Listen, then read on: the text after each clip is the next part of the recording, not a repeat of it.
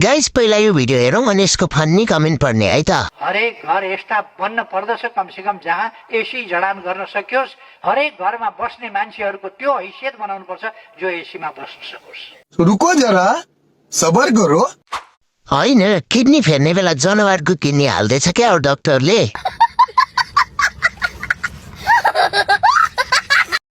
Rail पनि आयो, पानी जहाज पनि आयो, अब त्यही एसी जोड्न त बाँकी छ नि।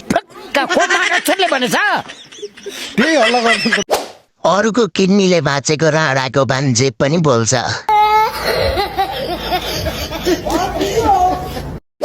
हरेकको घरको ढोकामा केपी चोर देश छोड लेखाउँ। शाबाश बेटा। म्युजिक